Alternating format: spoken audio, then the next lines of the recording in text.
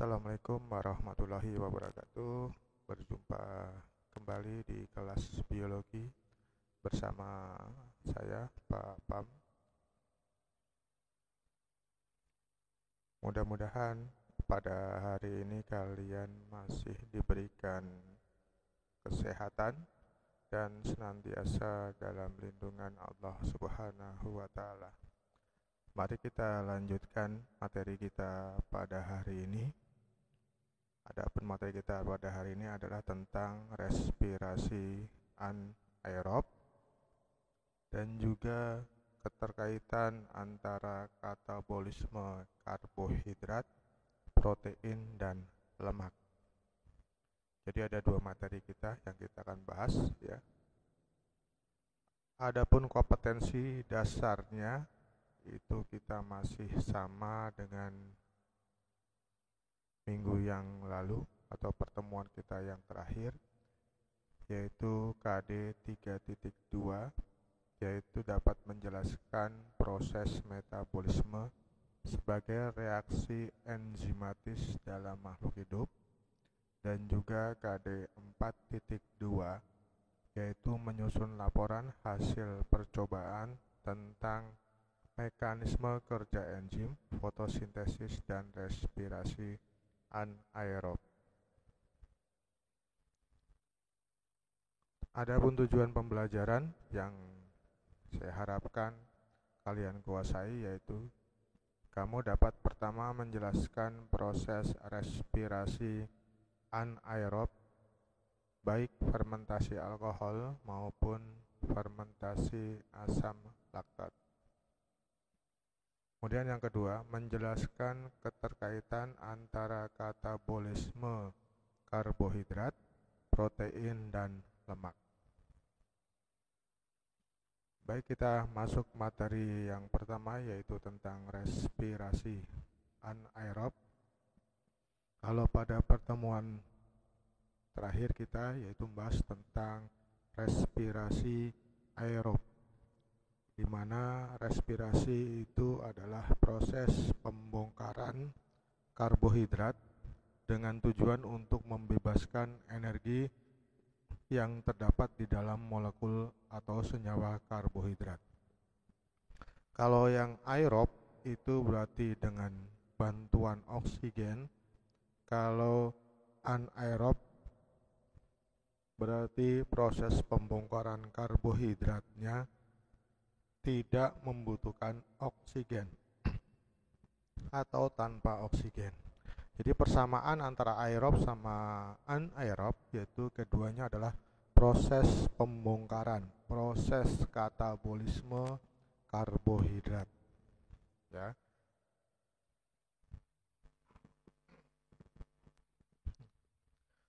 Jadi respirasi anaerob sekali lagi ini adalah proses pembongkaran karbohidrat. Ya, sama aerob sama anaerob adalah proses pembongkaran atau katabolisme untuk membebaskan energi tanpa menggunakan oksigen.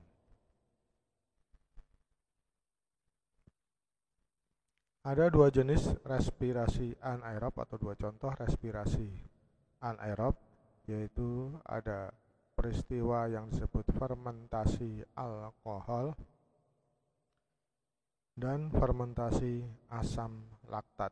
Nah, ini dua-duanya akan kita pelajari hari ini. Jadi tolong disimak dengan baik ya, slide demi slide, tahap demi tahap ya. Kalau perlu disiapkan coret-coret, mungkin kertas, kalau ada hal-hal yang penting kamu anggap penting bisa dicatat ya, sehingga bisa untuk menambah daya serap atau daya ingat. Baik, kita yang pertama fermentasi alkohol. Fermentasi alkohol ini merupakan jenis respirasi anaerob yang dilakukan oleh mikroorganisme, yaitu yang kita sebut dalam bahasa sehari-hari adalah ragi ya, atau jamur Saccharomyces cerevisiae. Ya, ini jamur dari golongan atau dari divisio Ascomycota, ya. Kalau dalam sehari-hari ini kita sebut sebagai ragi, atau kalau dalam merek dagang ada yang disebut Fermepan, ya. Nah, bisa kamu beli di warung Fermepan, itu berarti isinya adalah jamur ini, ya. Kenapa disebut fermentasi alkohol? Karena proses ini nantinya menghasilkan produk yaitu etanol, ya, etil alkohol, ya. Nah, reaksinya adalah seperti ini, ya. C6H12O6, masih ingat ini adalah karbohidrat sederhana yaitu glukosa, ya. Oleh Saccharomyces, ya, tanpa oksigen, ya, tidak ada plus O2 di sini, tanpa oksigen glukosa nanti dipecah menghasilkan 2C2H5OH, ya. Etanol ini C2H5OH itu adalah etanol, ya. Jadi etanol adalah senyawa berkarbon 2, sedangkan glukosa berkarbon 6. Satu glukosa C6, ya, dibongkar dipecah menjadi 2 etanol, berarti ada 4 karbon. Di sini 6 karbon, berarti ada 2 karbon yang hilang. Hilangnya dalam bentuk apa? Dalam bentuk ini. 2C yang lepas, 2 karbon yang lepas itu dalam bentuk dikeluarkan dalam bentuk 2 karbon dioksida. Dan juga plus ada energi yang dibebaskan yaitu sebesar 2 ATP. Jadi energi yang dihasilkan dalam katabolisme fermentasi alkohol itu hanya 2 ATP. Padahal bahan dasarnya 1 glukosa. Sama dengan pada waktu minggu yang lalu kita bahas respirasi aerob juga berbahan 1 glukosa, tapi hasilnya 38 ATP. Kalau ini hanya 2 ATP, maka dikatakan sangat efektif respirasi aerob dibandingkan dengan respirasi anaerob. Adapun tahapan fermentasi alkohol yang dilakukan oleh sel-sel Saccharomyces cerevisiae, ya, adalah seperti ini. Pertama, C6H12O6, ya, mengalami atau glukosa, ya, mengalami glikolisis. Kita ingat glikolisis pemecahan glukosa menjadi 2 asam pirufat. Ya, kita ingat glikolisis itu adalah salah satu proses dalam respirasi aerob yang berlangsung tanpa oksigen. Maka dalam respirasi anaerob pun melalui glikolisis, ya. 1 glukosa, ya, dirubah menjadi 2 asam pirufat, ya. Masih ingat produk glikolisis selain 2 asam pirufat juga dihasilkan nanti dari proses fosforilasi 2 ADP menjadi 2 ATP. Masih ingat, ya? Jadi dalam glikolisis selain 2 asam pirufat juga dihasilkan 2 ATP. Kemudian dihasilkan juga apa? Ya, dihasilkan juga 2 NADH. Nah, ini tahap pertama dari fermentasi alkohol, jadi glikolisis. Tahap berikutnya adalah 2 asam pirufat akan mengalami perubahan menjadi 2 asetaldehid. 2 asetal. Kalau dalam respirasi aerob, asam pirufat dirubah menjadi 2 asetil CoA. Kalau di sini menjadi 2 asetal. Ya, asetal atau asetil itu adalah senyawa berkarbon 2 atau C2. Ya. Ini ada C3 berubah menjadi C2, berarti ada karbon yang lepas. Nah, karbon yang lepas itu adalah dalam bentuk 2CO2. Ya, 2CO2 karena di sini ada 2 asam pirufat menjadi 2 asetal. total ini 6 karbon menjadi 2 asetaldehid itu 4 karbon. 6 karbon, 4 karbon, berarti ada 2 yang lepas dalam bentuk 2 karbon dioksida. Ya. Kemudian tahap berikutnya adalah tahap reduksi ya. Jadi 2 asetaldehid itu akan diubah ya dengan menggunakan hidrogen elektron dari 2 NADH, astaldehid akan direduksi menjadi 2C2H5OH atau etanol. Ya. Jadi seperti ini proses dari fermentasi alkohol yang dilakukan oleh sel-sel Saccharomyces cerevisiae atau ragi. Kalau kita lihat tadi dikatakan persamaan reaksinya seperti ini ya. Jadi fermentasi alkohol adalah proses pemecahan glukosa oleh Saccharomyces menghasilkan 2 etanol, kemudian 2 CO2. Nah, 2 CO2 ini dihasilkan dari tahap ketika asam pirufat berubah menjadi 2 asetaldehid, melepaskan 2 CO2. Kemudian energi 2 ATP dari mana? 2 ATP dari glikolisis ya. Jadi hanya dari glikolisis saja dihasilkan energi atau ATP dalam fermentasi alkohol. Baik, mudah-mudahan sampai sini bisa dipahami dengan baik ya.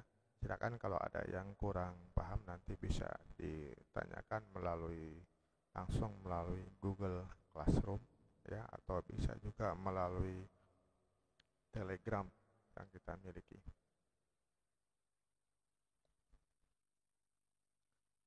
Nah, ini produk-produk hasil fermentasi alkohol ya. Ternyata fermentasi alkohol respirasi anaerob ini sudah proses ini sudah kita manfaatkan sejak lama ya. Salah satunya ini apa ini? Ini adalah peyem ya, atau tape singkong ya. Jadi pembuatan tape singkong itu menggunakan ragi ya. Sedangkan singkongnya ini adalah sebagai bahan ya. Tadi prosesnya akan menggunakan glukosa atau karbohidrat sederhana. Nih. Kemudian juga ada nih makanan khas biasanya dari daerah Kuningan ya, yaitu tape uli ya, atau tape ketan ya. Ini juga menggunakan proses fermentasi alkohol atau fermentasi ragi. Kemudian ketika membuat donat, ketika kamu sudah mengadon ya tepung terigu atau tepung kentang, biasanya untuk mengembang, supaya mengembang gitu ya, itu digunakan ragi ya. Ketika membuat roti, donat itu supaya adonannya bisa mengembang itu menggunakan ragi. Atau kalau saat ini ada memang selain ragi ada bahan-bahan sintetis lain ya. Tapi yang alami itu ragi, sehingga adonan yang tadinya menggumpal bisa mengembang karena di situ ada terbentuk karbon dioksida yang lepas sehingga terjebak di antara rongga-rongga adonan sehingga adonan itu bisa mengembang. Kemudian ada juga produk dari fermentasi alkohol, yaitu ada beberapa minuman yang mengandung alkohol yang memang sengaja diproduksi.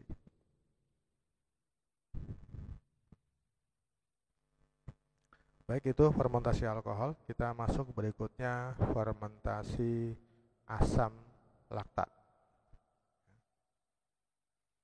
Fermentasi asam laktat ini merupakan salah satu jenis juga dalam respirasi anaerob.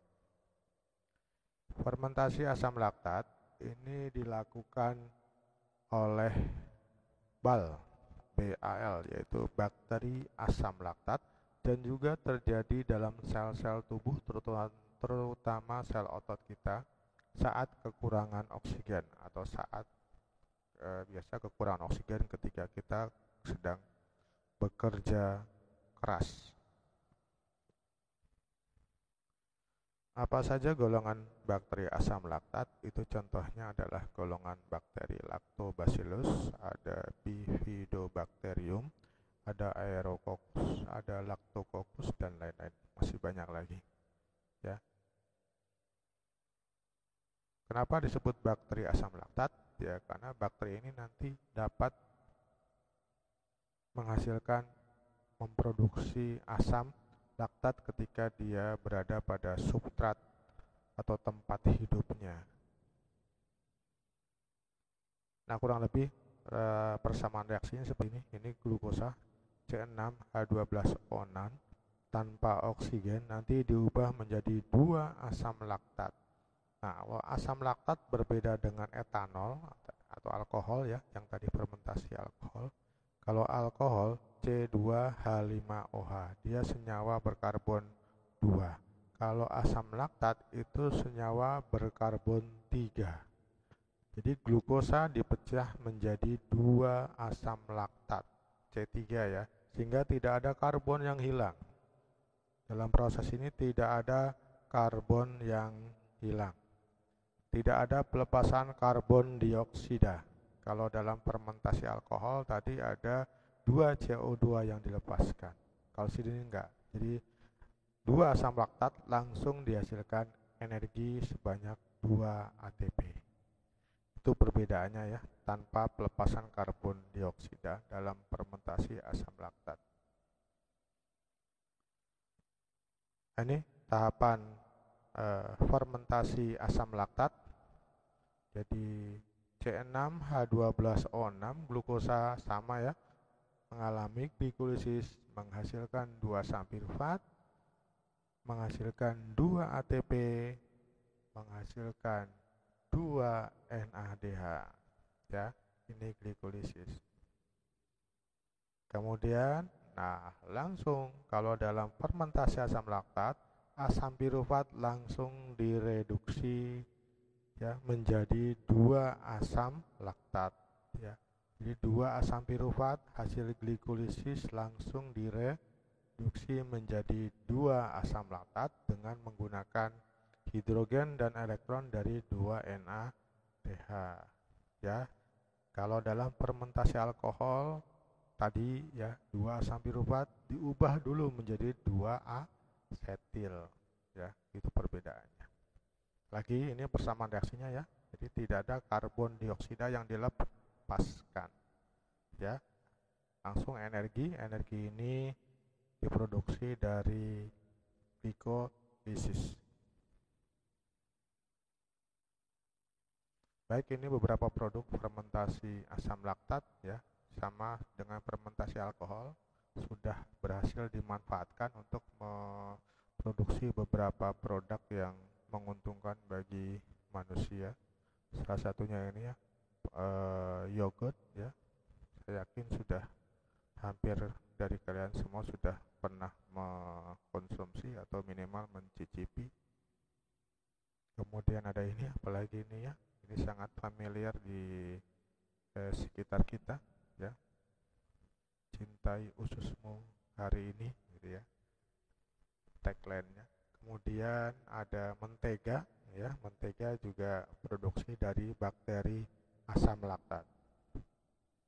Keju juga ya, keju juga merupakan produk dari proses fermentasi asam laktat.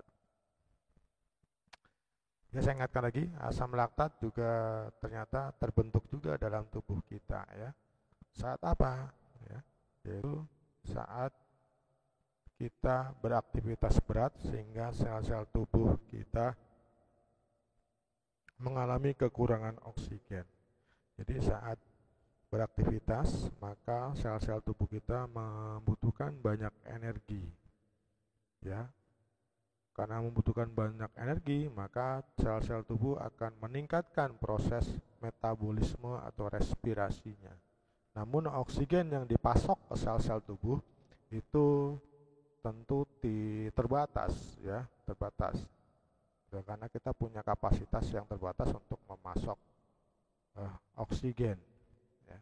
Maka nanti kebutuhan energi dalam sel-sel tubuh itu sebagian akan diproduksi secara anaerob dan nanti hasilnya adalah terbentuknya asam laktat. Jadi seperti ini ketika tubuh kita kekurangan oksigen, bekerja berat, maka tubuh kita nanti akan ini salah satu saja ya, salah satu contoh bagaimana asam laktat terbentuk dalam tubuh kita. Jadi saat kita bekerja berat, maka tubuh kita akan mengambil cadangan makanan, ya, dan cadangan makanan yang ada dalam tubuh kita itu tersimpan dalam sel-sel otot, yaitu dalam bentuk glikogen. Glikogen ini dikenal sebagai gula otot, ya, dikenal sebagai gula otot. Tapi glikogen ini tidak larut dalam air sehingga tidak bisa langsung diproses. Maka tubuh akan merubah glikogen menjadi senyawa yang larut dalam air yang disebut laktasidogen. Ya, kalau ini larut dalam air. Nah, laktasidogen nanti akan diubah menjadi glukosa. Nah, glukosa ini yang nanti langsung dibakar melalui proses respirasi untuk menghasilkan energi. Ya. Nah, baru dihasilkan nanti dari laktasidogen menghasilkan glukosa, tapi ada hasil samping. Jadi kalau dari laktasidogen dibongkar menjadi glukosa, akan ada muncul hasil samping yang disebut asam laktat. Nah, asam laktat ini yang ya jika berlebih maka akan menyebabkan rasa lelah. Bahkan kalau di atas toleransi maka akan menyebabkan otot-otot tubuh kita menjadi kram, ya. Yang sudah mengalami kram tahu tentu rasanya seperti apa, ya, sangat sakit. Itu karena ototnya banyak terkandung asam laktat yang sangat tinggi. Nah, itu fermentasi asam laktat, ya. Ini ada gambar yang menggambarkan pelari, ya, salah satu pelari tercepat di dunia, ya. Kemudian tiba-tiba terjungkal, ternyata ya terlewat tinggi asam laktat dalam sel-sel ototnya sehingga dia mengalami kram dan tidak bisa melanjutkan perlombaan. Baik, kita masuk ke materi kita berikutnya, yaitu ini keterkaitan katabolisme karbohidrat, protein, dan lemak. Ya. Pada waktu kelas 11 ketika sistem pencernaan, tentu kalian sudah mempelajari bahwa ada 3 jenis bahan makanan yang dapat menghasilkan energi, yaitu karbohidrat, protein, dan lemak. Memang sumber energi utama itu tubuh kita dipasok oleh karbohidrat, tapi protein dan lemak pun adalah sebagai sumber energi. Bagaimana protein dan lemak bisa menghasilkan energi? Nah, ini yang akan kita bahas, ya. Jadi sebetulnya katabolisme baik karbohidrat, protein, dan lemak ini adalah proses pembongkaran, dan di ketiga senyawa ini, karbohidrat, protein, dan lemak dibongkar dan nanti menghasilkan energi. Kalau karbohidrat sudah kita pelajari ini, ya. Ini yang kita pelajari minggu yang lalu, ya. Karbohidrat dipecah menjadi gula dalam saluran pencernaan, kemudian masuk ke dalam sel melalui mungkin dibawa oleh darah masuk ke sel, mengalami glikolisis, terus menjadi pirufat, asetil-CoA, masuk siklus Krebs, kemudian rantai elektron sehingga terbentuk ATP. Ini glukosa, ya. Jalannya jalan cepat kalau glukosa atau karbohidrat cepat prosesnya. Karbohidrat dibongkar jadi energi cepat. Dan ternyata protein dan lemak pun sama. Kedua bahan makanan ini bisa menjadi energi. Dan mereka pun sama, masuk melalui jalur, ini kita sebut sebagai jalur respirasi utama atau jalur katabolisme utama ini. Mereka pun protein dan lemak melalui jalur ini sama. Cuma tidak langsung. Kalau karbohidrat langsung, kalau protein tidak langsung. Nanti protein akan dipecahkan di saluran pencernaan, mulut, kerongkongan, lambung, usus, dan seterusnya. Protein akan dicerna menjadi asam amino. Nah, asam amino nanti masuk ke dalam sel-sel tubuh Kalau dia akan dibongkar menjadi energi, akan mengalami katabolisme, asam amino ini akan mengalami proses yang namanya deaminasi. Deaminasi itu proses pelepasan gugus amina NH3. Ini toksik. Amoniak atau amina ini adalah toksik, beracun, sehingga nanti dia diubah menjadi urea netral dan dikeluarkan melalui ginjal dalam bentuk urin. Jadi ini dibuang. Ini masuk saluran pembuangan. Nah, asam amino yang sudah kehilangan gugus aminonya ini atau gugus aminanya ini disebut asam keto. Nah, asam keto inilah yang nanti masuk ke jalur katabolisme utama ini. Ya. Asam amino perlu kalian ketahui waktu kelas 11, saya ulang lagi, ada 20 jenis asam amino. Ada arginin, histidin, isoleusin, leusin, valin, serin, triptopan, dan seterusnya. Ada 20 jenis. Maka asam keto pun berarti ada 20 jenis kurang lebih, ya.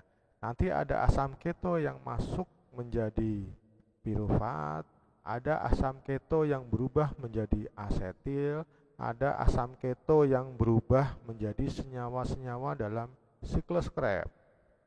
Nah, kalau sudah masuk ke jalur katabolisme utama, maka akan dapat menghasilkan energi.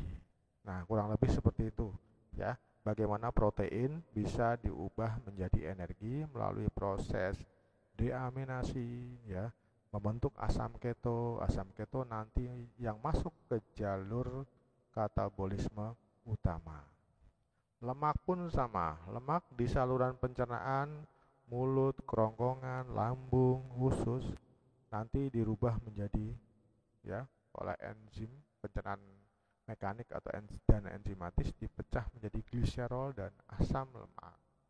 Gliserol nanti berubah menjadi gliseraldehid, ya. Gliseraldehid nanti berubah menjadi pirufat, berarti sudah masuk ke katabolisme utama, jadi energi. Kemudian yang asam lemak mana? Asam lemak ini merupakan rantai karbon yang panjang. Kalau gliserol itu 3 karbon, ya, senyawa 3 karbon. Kalau asam lemak itu panjang karbonnya, ada sampai 72 karbon.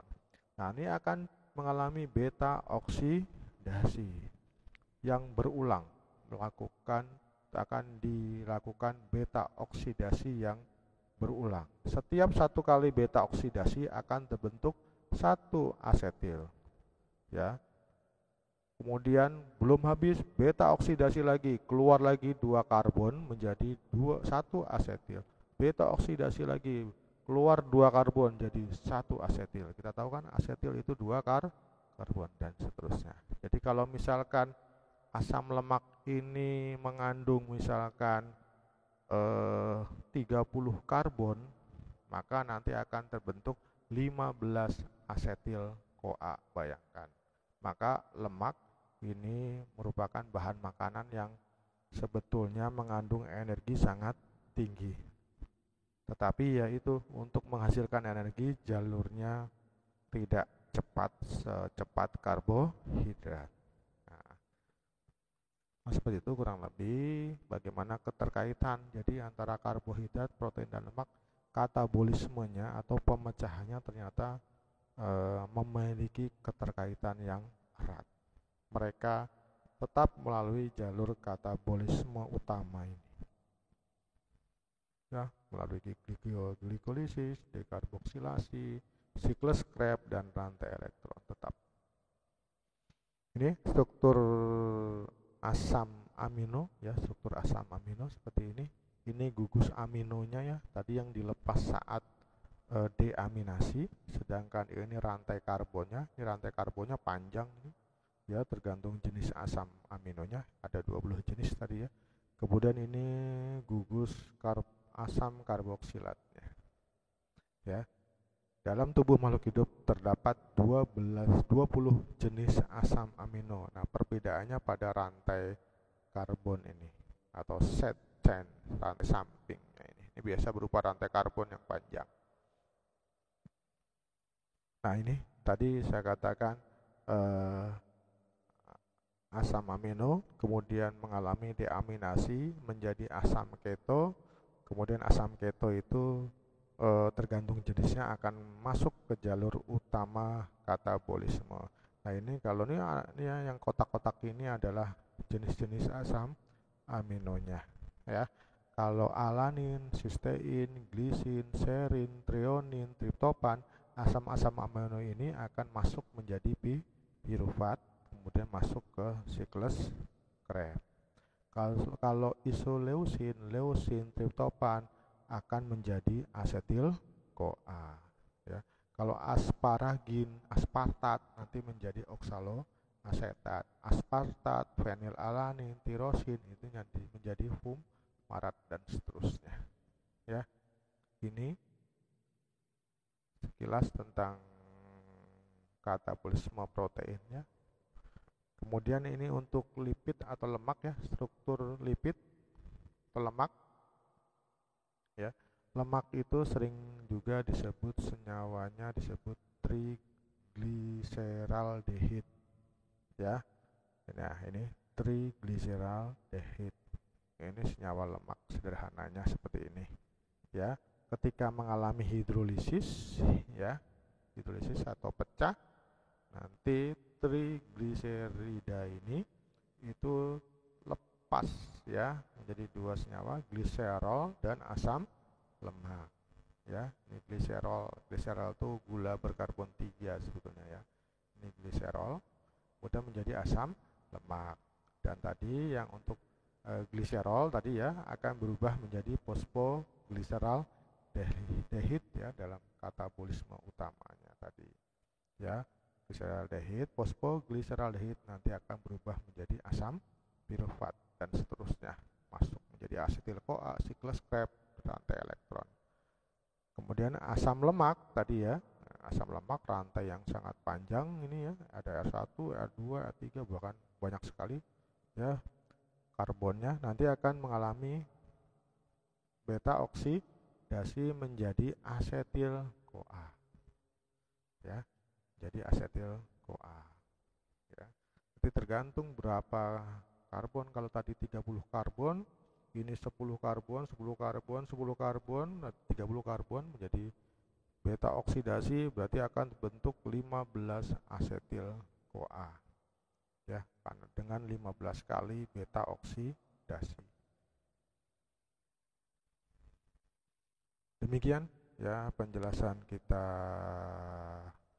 hari ini, ya, tentang respirasi anaerob dan juga keterkaitan katabolisme protein, karbohidrat, dan lemak. Mudah-mudahan bisa dipahami. Sekali lagi, video tayangan ini adalah hanya salah satu alat, salah satu bahan untuk belajar. Silakan kalau kalian mau mempelajari lebih dalam lagi, ya, boleh. Tentu pakai membaca dengan baik buku pegangan kalian, buku biologi kelas 12 kurikulum 2013, atau bisa kalian browsing, ya. Mungkin yang kalau baca saja nggak paham, silakan browsing di YouTube, di Google, ya. Kalau YouTube mungkin banyak animasi-animasi yang menggambarkan proses respirasi baik aerob dan anaerob, ya. Demikian penjelasan dari saya, mudah-mudahan dapat dipahami dan bermanfaat. Tetap jaga kesehatan di era pandemi COVID-19, ya. Jaga jarak, pakai masker, dan sesering mungkin cuci tangan. Tingkatkan semangat belajar. Saya akhiri dengan Assalamualaikum warahmatullahi wabarakatuh.